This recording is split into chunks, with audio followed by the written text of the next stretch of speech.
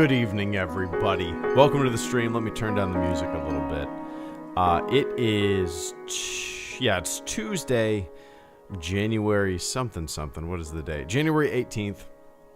And I'm going to be hanging out with you guys for about 30 minutes. It's going to be a short and sweet stream.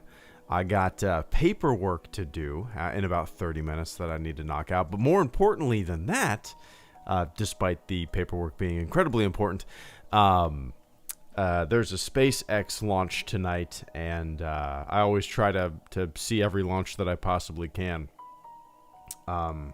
If I step out my front door, I can see rocket launches. I live pretty damn close to 39A. Which actually, is that the pad that they launched from? SpaceX 39A. Yeah, I think they launched from 39A. Anyway, that's the Apollo 11 launch pad. I'm sleepy. Let's hang out. What's going on, guys? Good to see everybody. Mike, good to see you, man. Stuart, honestly, that music relaxing is fun. Oh, absolutely. I love that song, Detail. Good to see you, man.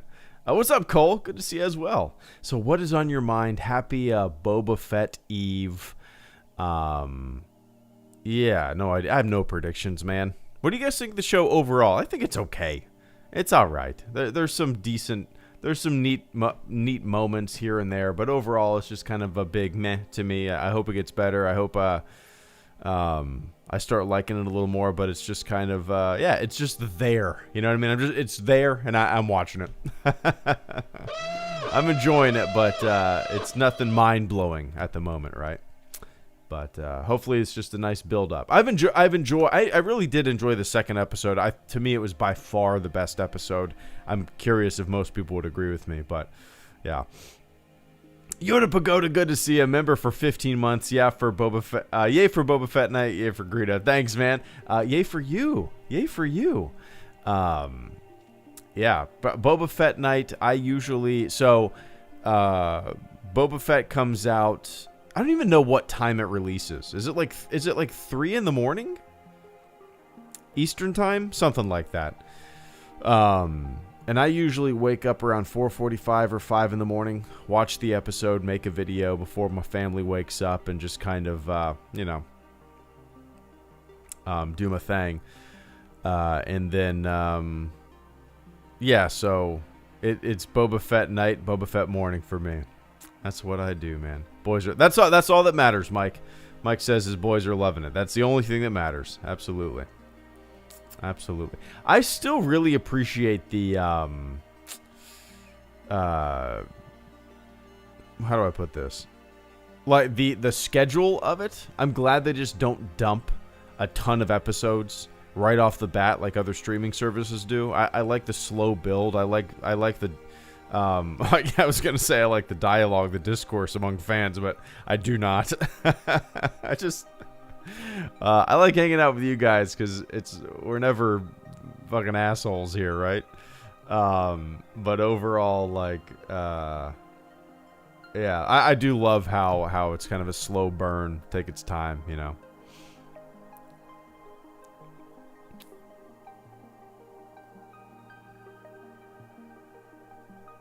So who asked about Tuscans?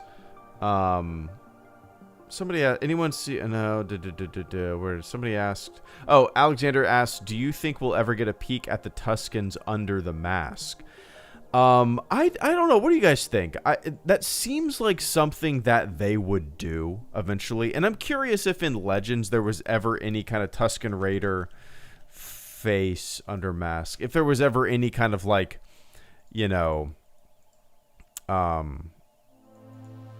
thing like way back. I could see like some late 70s, early 80s comic books having just random Tuscan Raider faces, you know what I mean? Here and there. Because if you look at some old Star Wars comics, there's different versions of Jabba the Hutt where he has 2 legs and walks around, just kind of looks like a walrus face. It's kind of interesting. So, I don't know. It seems like something that they would do, but I kind of hope they don't, to tell you the truth. I kind of like the mystery. Some things in Star Wars, you know, should remain a little mysterious, in my opinion. Okay, here's what it looks like. In more recent Star Wars Legends, we've seen several Tuscan Raiders unmasked. In 1993, the Star Wars trading card game included this image of a badass-looking Tuscan. Alright. In 1997, we got another Dark Forces 2 Grave Tusk. This is... I should make a video of this, huh? Then in 2004, Dark Horse Comics published a story revealing a more grisly version of an unmasked Tuscan. Okay. And then there's this. I'll make a video of this. Yeah, short and sweet, easy video. Anyway.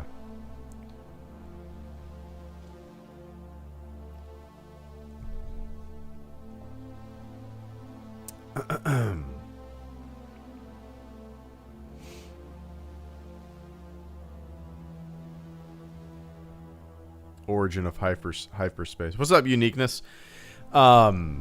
Uniqueness asks, do you think there should be a Star Wars movie about the origin of hyperspace?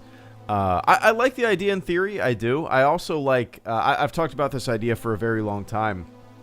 I kind of like the idea of having a movie or a series about the discovery of the Force. Like going way back in time in the Star Wars timeline. And following around the group of people who discovered the Force, you know, discovered how to bend this this newly discovered thing to their wills and wishes, and trying to understand it. I think it would be pretty interesting. If maybe that's not something that really needs to be explained or explored. Again, some things are better left to the imagination, to mystery. But in terms of being different, you know, stepping outside of the boundaries of what the type of Star Wars we've gotten in the past few years, I think something like that would be really unique and interesting. You know, a group of people might discover the Force, and you would see the splintering of factions. Some people would want to democratize this information, this power, and spread it across the galaxy, tell people about it, you know what I mean? And then other people would want to hide it, fearing that it could get in the wrong hands. And then you would have other people who would want to use it for their own personal gain. Yeah, you could play around with those ideas quite a bit, but yeah, anyway.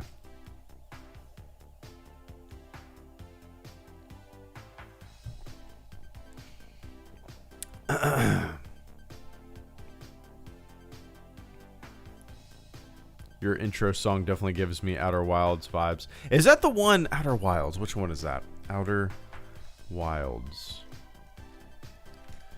Is that the one that repeats itself over and over again? It is. Yes. Yeah. Right? Is that the one that repeats itself every few minutes and then 10 minutes? It's something like that, right? I tried to play that. It seemed like something that would be really up my alley, but for whatever reason, I just could not get into it. That's nothing against the game. That's my own issue with video games. In general, I have a really hard time sticking with games. It's weird, man. Like, unless it's a multiplayer game that I'm playing with my friends, most games don't really pique my interest or hold my interest for very long.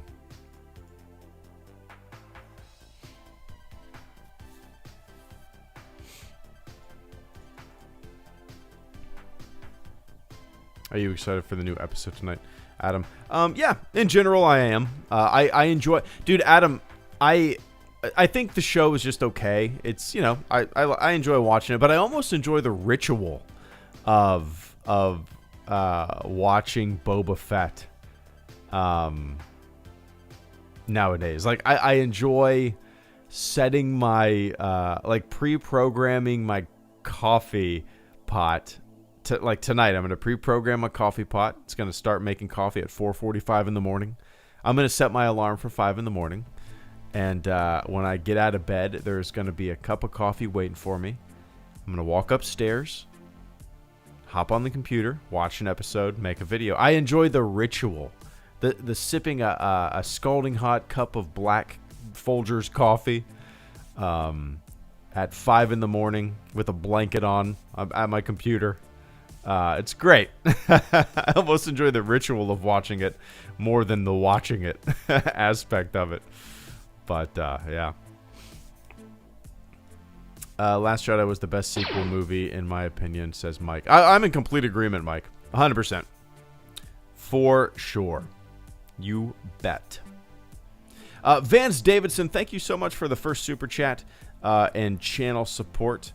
I greatly appreciate that, Mr. Vance. Let's see, where did it go? Vance says, nobody hates Star Wars more than Star Wars fans. Relax, people. People are so mad that it isn't what they expected. I don't care. I'm excited each week. Yeah, and it's kind of the tale as old as time when it comes to Star Wars, you know. But first of all, thank you so much for that support, Vance, and this conversation that follows. So I know there's some... Mike is an older fan as well. You know, we watched I was 13 when the prequels came out. Mike, how old were you when The Phantom Menace came out? I'm curious. But, yeah, so I've witnessed and been a part of multiple generations of Star Wars releases and multiple generations of Star Wars fandoms. So I grew up as an original trilogy fan. I lumped myself in with that age bracket just because that's what I grew up with. And then the prequels came out when I was 13, 14-ish. In 2005, I was 19 years old when Revenge of the Sith came out. And, you know... Oh, can you guys still hear me? There we go. It says no data. Weird. Okay. So I was 19 when Revenge of the Sith came out and all that stuff. So, I've seen various, like... I don't even know what you would call it. Hatreds, vitriol, slung on the internet and in comic book shops and, you know, everywhere you can imagine when it comes to Star Wars fandom and dislike and anger. And that's why kind of the stuff nowadays, it doesn't get to me. I kind of roll my eyes at it because it's also really strange to see like prequel fans shitting all over the new movies and these new ideas and stuff like that, just because I saw people shitting all over their movies 20 years ago. It's just really interesting, this cycle over and over and over again of like new Star Wars being shitted on by older generations, and it's just a never-ending cycle, and I don't think it's ever going to change. That's not my Star Wars. That's not the Star Wars that I grew up with. Okay, you say that about the Star Wars coming out right now? Holy shit, man. You should have been around in the 90s and the early 2000s. You want to talk about a huge shift in what Star Wars looks, feels, and is. God damn. That's a shift. But, yeah, Vance. I think it's also the older I get, and I would like to think that the older... I would like to think that the older people get, the more kind of rounded and mellowed out they get about this shit, you know? Like, I'm about to be 36 years old. I can't imagine, like, just making 1,000 videos bitching and moaning about nonsensical bullshit, you know? I know it pays the bills for a lot of people, but I would be embarrassed as a man. But, yeah, anyway, Vance, cheers, man. I appreciate that. You're absolutely right. DJ Roomba, thank you so much for the super chat and channel support. DJ says, how old were you? I just saw you. Mike said he was 22. Okay, so yeah. There we go.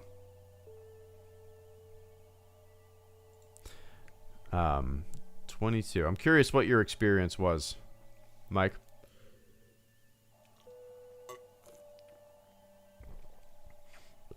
DJ Roomba says, Greedo, what time do you go to bed / wake up daily? Usually I am asleep by, I would say, like, well, last night I went to bed at about, what is today? Is today Tuesday? Okay. Last night I was asleep by like 11 and I woke up at 5. I was thrilled Oh, the one sec. Sith Wars was back, but disappointed till Revenge of the Sith. I still appreciated them. I was late to Clone Wars, but that made the prequels so much better. Mike, thank you so much for the extremely generous super chat, channel support, man. Cheers. Give me one sec. So yeah, DJ, usually, I mean, it depends, man, but I would say generally I fall asleep between 10 and 11, and I'm up usually by 5 in the morning. My alarm is always set for 5 in the morning. I would say, for whatever reason, lately, the past couple weeks, that alarm immediately gets turned off, and I just sleep until my wife's alarm goes off at 6:30. So, yeah, for whatever reason, man, the past week or two, I should have just turned my alarm off before I even fell asleep. But I enjoy it. I enjoy waking up before the family wakes up. I enjoy having the coffee. I enjoy the ritual of it. I enjoy, reading some articles, bullshitting around. Sometimes I play some video games. That's like the only time that I ever play video games is purposefully waking up at 5 in the morning to just play like an hour of Red Dead Redemption 2 a couple times a month. Yeah, DJ, cheers, man. I am definitely a morning person. I like, I really enjoy waking up early, and for whatever reason, I don't know. And I function really well on not much sleep. But yeah. Anyway, cheers, man. I appreciate that. And Michael Voorhees, as always, good to see you, man. Hope you're doing well. Mike, thank you for the generous super chat. Mike says, I was thrilled that Star Wars was back, but disappointed till Revenge of the Sith. I still appreciated them. I was late to Clone Wars, but that made the prequels so much better. I was very late to the Clone Wars as well. I didn't start watching the Clone Wars until 2017. Yeah. So I started watching the Clone Wars 2017. And the only reason I started was because people on my live streams were like, dude, you got to watch the Clone Wars. You got to watch the Clone Wars, blah, blah, blah, blah, blah, blah, blah, blah, blah. Eventually I did. Eventually I caved. I could not put up with the chat telling me to watch the Clone Wars and me going, I'll get to it eventually. And then it was relentless, man. And I'm glad I did, because you're absolutely right. The context that the Clone Wars gave to the prequels, it made them so much better. The Clone Wars, the full package of the Clone Wars, all 7 seasons, way better than the prequels. Not even counting like just the fact that you have more time to spend with characters and stuff like that. Duh. It's going to be more in depth. Duh. But overall, it's just a better ride.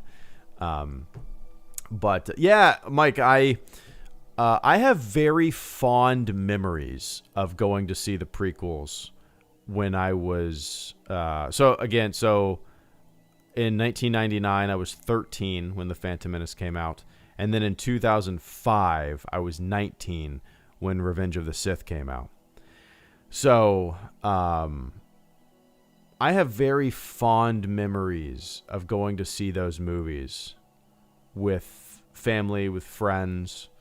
Yeah, I remember seeing Phantom Menace with my dad. I remember seeing the Phantom Menace again with my mom and my sister. I don't really remember. I vaguely remember the theater going experience for the Attack of the Clones, but I don't think my heart was really in it at that time. And then Revenge of the Sith, I dressed up as Greedo and my buddy dressed up as Han. And we went to a real midnight showing when midnight showings were like it. Now a midnight showing is like at 6 p.m. the day before the movie technically releases. In 2005, a midnight showing was goddamn midnight. But yeah, I have nostalgia for going to see the movies. It's weird, or the time around the movies' releases. I don't have much love for the movies themselves. But yeah, cheers, Mike. I appreciate that, man. I do remember. I mean, even when I had the movies on VHS and DVD, the prequels, I barely watched them. Barely, man. I would always pop in my original trilogy VHSs, you know. But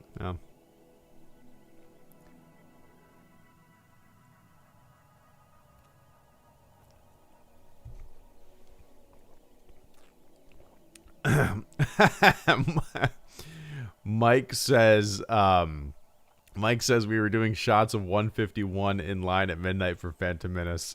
Jar Jar did not go over well. Nice. Oh, that's fun. Yeah, that's awesome, man. With the sequel trilogy, me and my buddies did a lot of that too. We there's a place called the Ale House.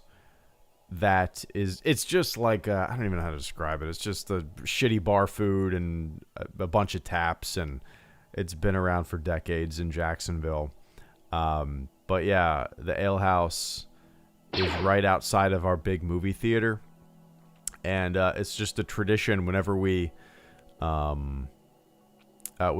see a movie. Even before the sequel trilogy came out, this is years and years for years, man. But we would go to the Ale House and get a big buffalo chicken sandwich and a few beers, share a couple pitchers of beer, and go see whatever piece of shit we were about to go see. But yeah, we did that before every single modern Star Wars movie, and it's it was always a good time.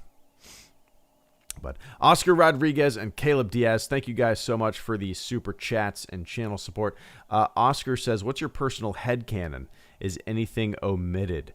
That's really interesting, man. Oh, goodness. I used to have a lot of personal headcanon just when things were not as prevalent and known back in the day.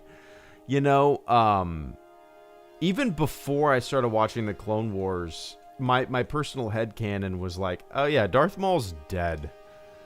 It was even, oh yeah, Boba Fett's dead. On screen, the movies trump everything else. I saw a man get cut in half. He's dead. Maybe that was a little stubborn and hard-headed, but for the longest time, that was my headcanon. That's actually a really, I'm gonna jot down a couple. Let me see this. Hold on. Let me. I have a huge Google Docs. Well, I use Google. Does anybody else use Google Docs as much as I do? Oh my God, man! If I just have an idea, I open up a new file and just start typing. Okay, so we got Tuscans Unmasked, and then we got headcanon. Headcanon would be a really fun video to make about my own personal headcanon. Not necessarily these days, but back in the day. Because again, like I said, man, I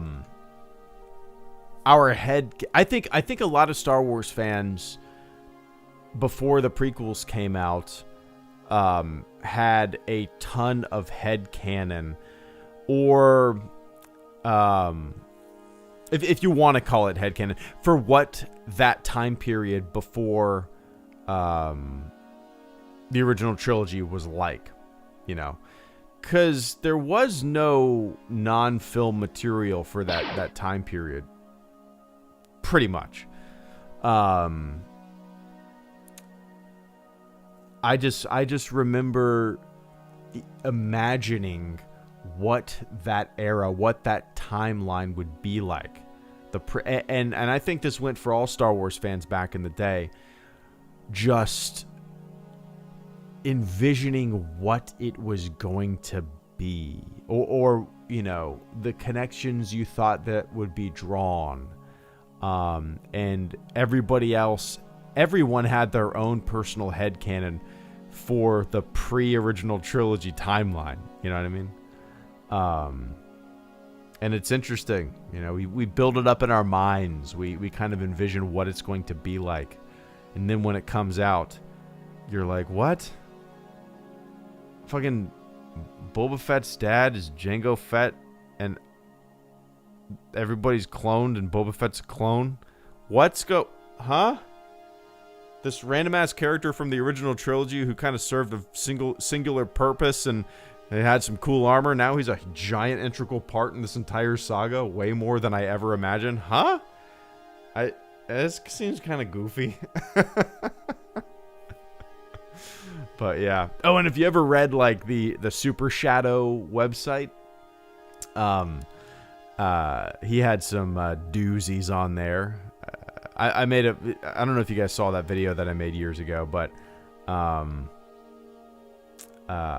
Super Shadow was a guy who had a website where he claimed to he basically claimed to be like George Lucas's friend, and he had claimed to know inside sources and spies within the Lucasfilm camp, and his website was enormous, and all he would do was post complete bullshit about like leaks and stuff like that. I mean, it's very similar to what you see on YouTube nowadays, but it was just, 25 years ago on a website. But, he would say things like there's a character named Darth Rage and shit like that. Super Shadow, if you guys, some of you guys might not be familiar. I'm going to link the, let's see, Super Shadow. Here we go. Here's my video. It's honestly one of my favorite videos that I've ever made, just because the topic's funny and it gives you a little insight into how bullshitters on the internet in the space of Star Wars has been a thing for decades. So the video that I just linked is called "The Original Star Wars Internet Troll: The Story of Super Shadow," and I made this video 3 years ago. Is that right? Yeah, 3 years ago. Almost 3 years ago to the day. Or to the month. Is that right? Yeah. Yeah, 3 years ago. Feels longer than that. Interesting. I love this video though. Yeah, that's one of my favorite videos I've ever made, because it kind of goes down a rabbit hole of just an internet bullshitter who ended up making a website where people would pay like $5 a month to have access to his super secret information. And of course it all just turned out to be bullshit, but people paid money to have access to his bullshit. It's crazy. Stop believing dumb idiots on the internet. Gotta love it. Anyway.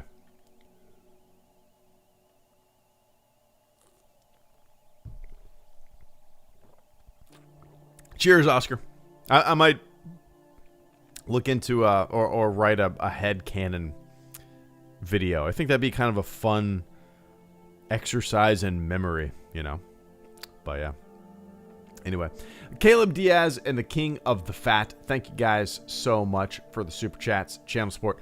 Caleb Diaz says, Star Wars is so important to me, but if a Star Wars project didn't hit for me, I can walk away and hope the next one will work for me. Nothing can quote unquote destroy Star Wars for me. That's a sign of a mature human being, Caleb.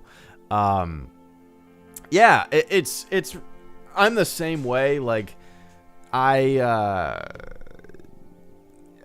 it's interesting. Like, in the past 10 years or 11 years now of this channel's existence, obviously I've mellowed out quite a bit, but even then, in the past 11 years of this channel's existence, I think I've made like maybe 10 prequel videos where I just kind of where I talk about the prequels and what I think about them and what I don't like about them. Maybe 10 at the most in the past 11 years.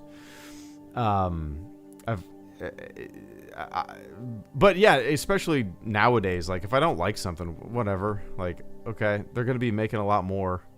I don't really get the difference is, Caleb, is that there is an entire paycheck cashing sect of the internet that gets so much goddamn money off of ad revenue for whatever nonsensical bullshit thing that everybody's griefing about today. I mean, yesterday it was Brie Larson for whatever fucking dumb reason. And tomorrow it's going to be something different. You know what I mean? It's just like, it's just this cash grab of bitching and moaning about nothing. If you don't like something, you can endlessly like just run it into the ground and milk the ad revenue teat for everything that it has. And then once you're done milking that kind of that rage, you just move on to the next thing. Oh, who said something I don't like? I'm going to make 100 videos about that. Oh, what did a director say about somebody? Oh, I'm going to make 100 videos because that director attacked me. He attacked my YouTube channel, you fucking babies. How are some of these guys not just completely embarrassed by their existence? Jesus Christ. Anyway, I'm the same way, Caleb. Cheers, man.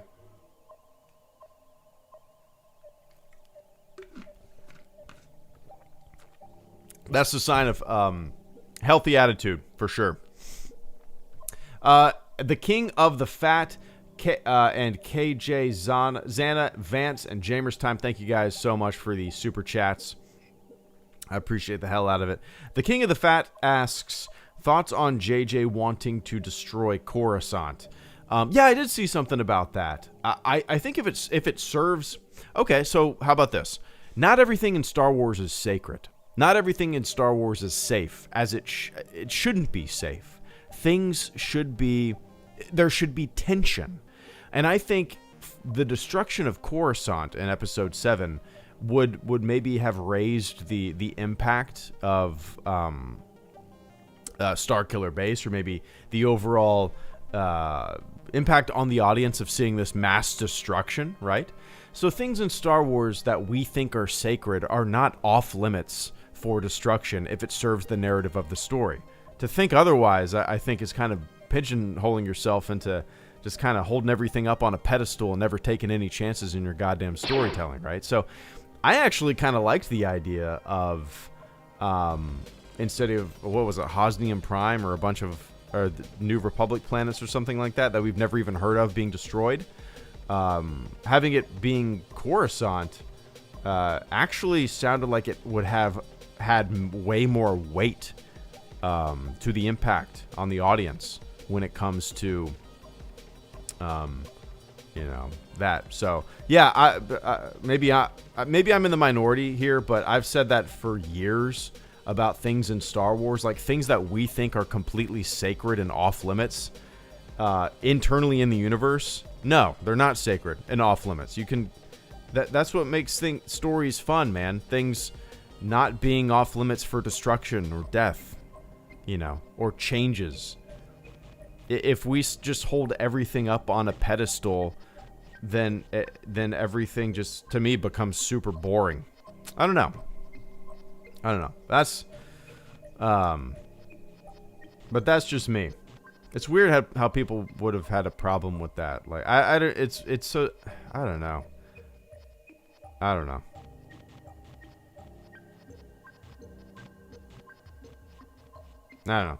I think it would have been way more interesting and impactful, and to see that on screen, But that's just me. Anyway, I appreciate that. That's another. You guys are just feeding me video ideas. I'm starting to ramp things up as I wait for the call. So I'm gonna be Coruscant destroyed. All right, I'm making a video list, guys. What kind of videos do you want me to make? Anyway, KJ, thank you so much for the super chat and channel support. Can you believe that Wayne's World is turning 30? Is that true? So Wayne's World is 30? Oh my god. When did the first SNL skit come out, though? That's what I'm curious. So 1992. Wow. Honestly, I would have guessed that it was older than 1992. I would have guessed that it was made in the late 80s. But let's see, Wayne's World film. Golly. Okay, so when did the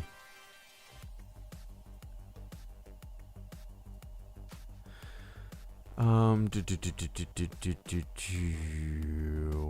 this skit first debut? Wayne's World film. Wayne's World. We talking about Wayne's World here. Okay, Wayne's World was originally done at NBC. Okay, here we go. The first Wayne's World sketch appeared in the 13th SNL episode. Oh, okay. 1988 and 89 season, so 1988. Wow, 30 years, man. That's crazy. I have not seen... did they make a sequel? It has been so long since I have seen Wayne's World. I probably haven't seen it since like the mid 90s, to tell you the truth. Golly. I wouldn't mind watching that again. There's a lot of movies like, I would say like mid 90s comedies, like let's see, like some like Pauly Shore comedies that I watch, like Wayne's World and Pauly Shore and just a bunch of like very Tommy Boy, very 90s, late 80s style the comedies that I remember watching back in the day, but I have not seen them since then.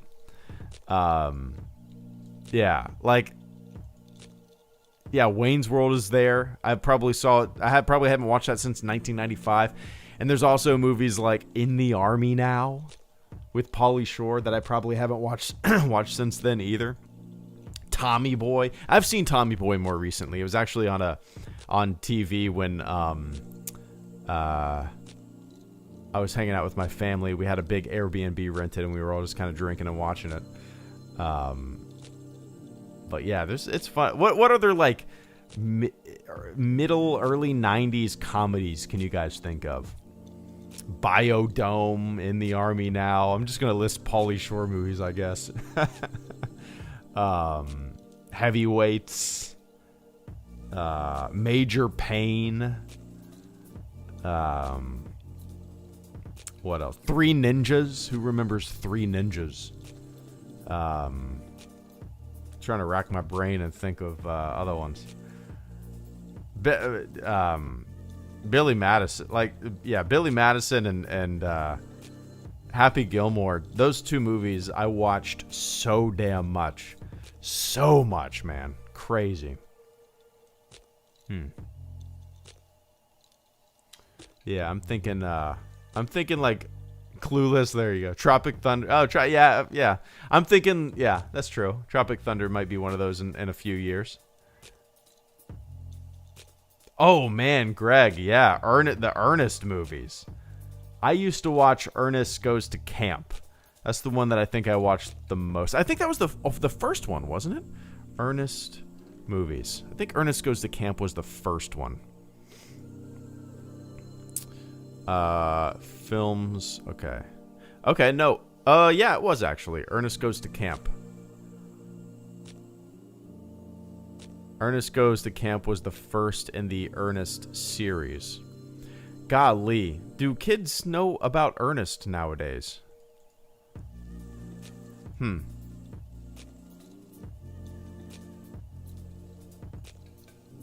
Encino Man, there you go.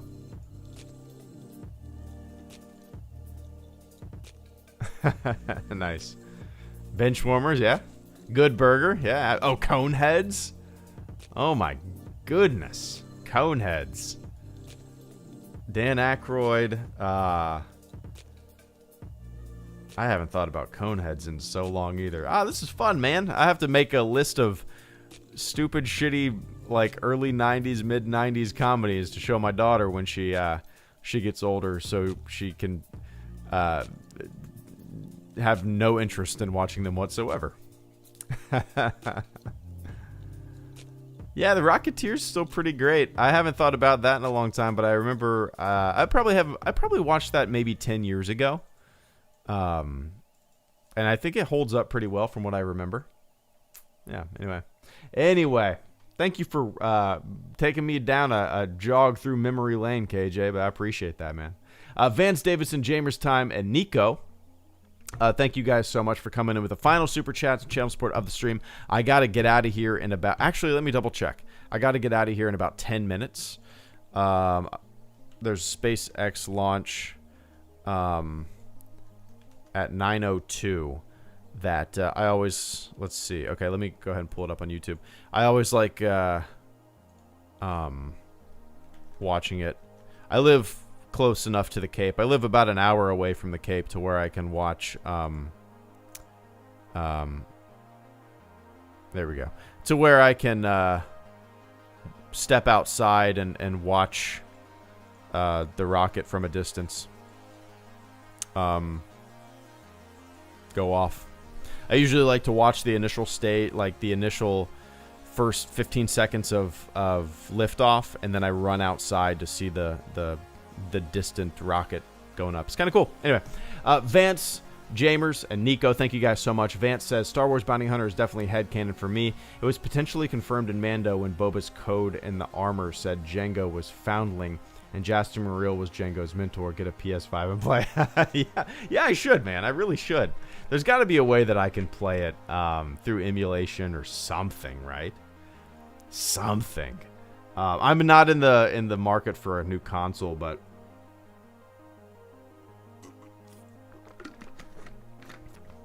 yeah, I suppose a lot of people see, when I think of headcanon, I think of things that had no prior like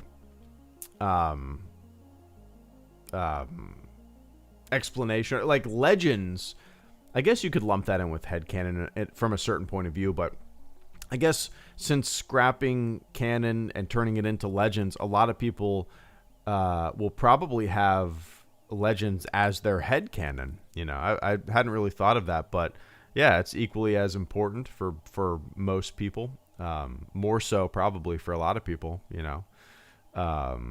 Especially with stories like Star Wars Bounty Hunter. That game gets recommended to me almost more than anything else, maybe second to Knights of the Old Republic. Yeah, let's explore more of that for sure. I'm gonna try backwards compatibility. There's gotta be a way that I can play Bounty Hunter without a PlayStation. Gotta be a way.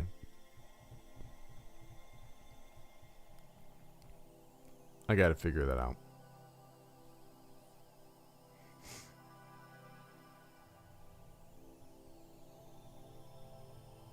I'll look into that. Was it on the GameCube?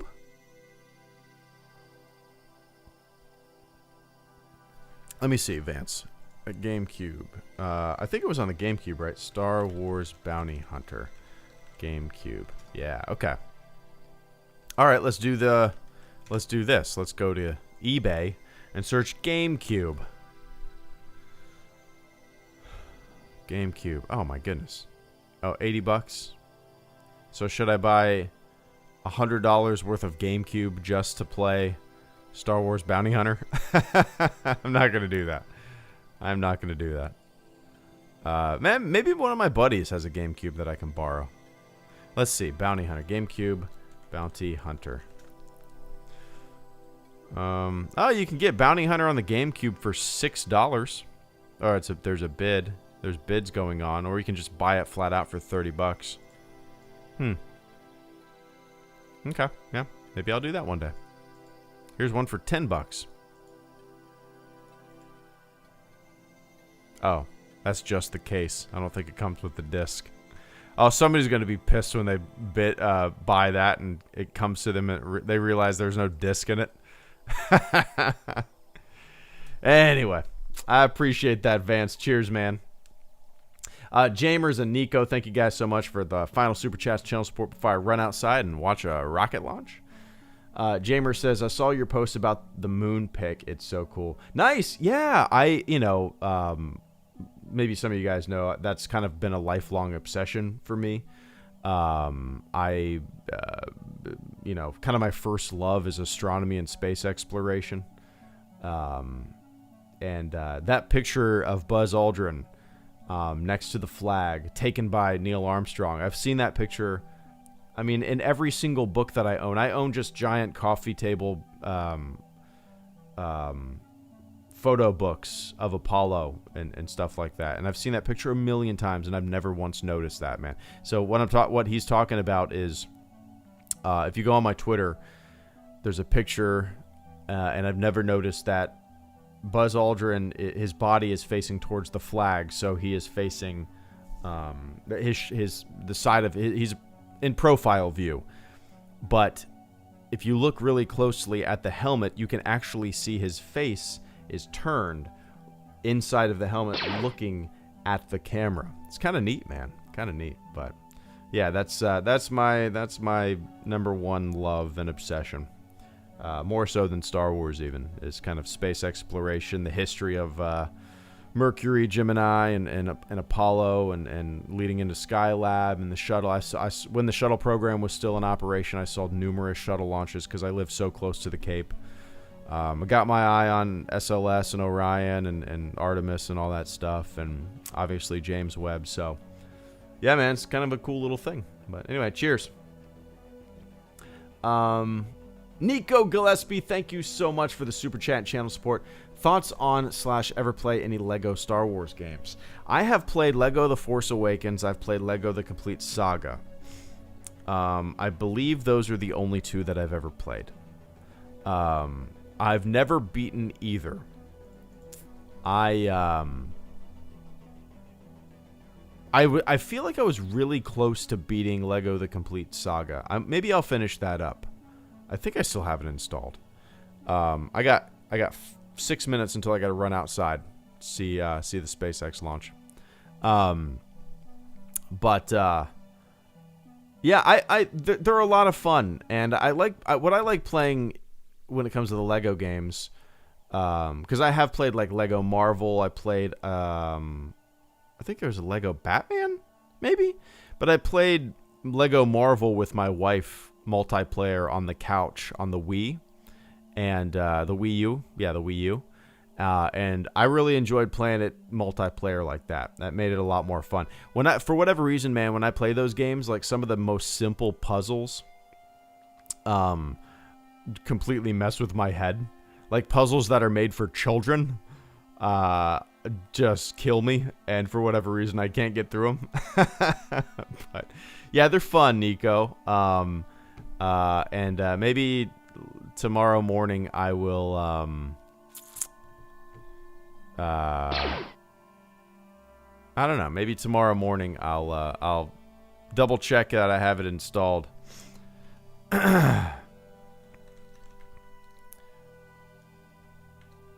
There we go. Maybe I'll finish that. Maybe that will be the Throwback Thursday live stream that I do. Yeah? All right, cool.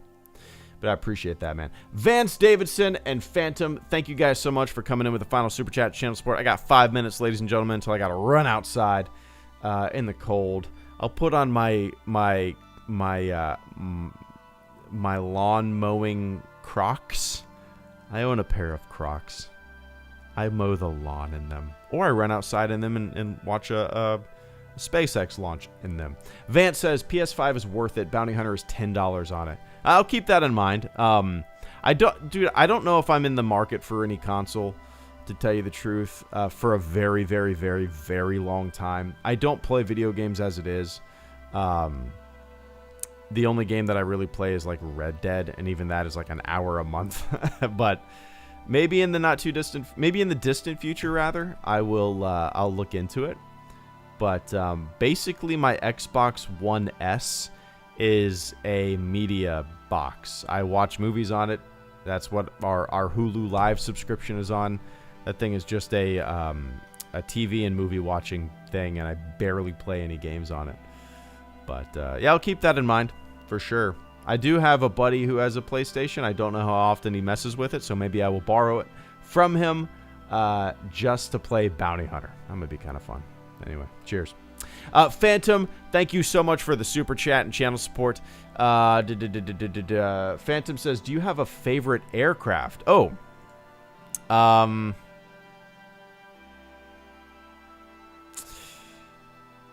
That's really tough. I really don't know. So when I was in the Navy, I was in aviation, but I worked with helicopters, and I worked with the SH-60 Bravo Seahawk. That was a pretty fun helicopter. I rode in it, and I enjoyed being around the helicopter and stuff. But I think the X-15, it has such a storied history of kind of being a pioneering aircraft. You know, test pilots flew it for the build up to the space race and whatnot. I would probably say the X-15 or Spitfire, maybe. P-52. Cadillac of the Sky, is that what they say? Or no, what did I say? Yeah, maybe the P-52. Maybe. Now I'm going to say X-15, man, just because I'm a space guy.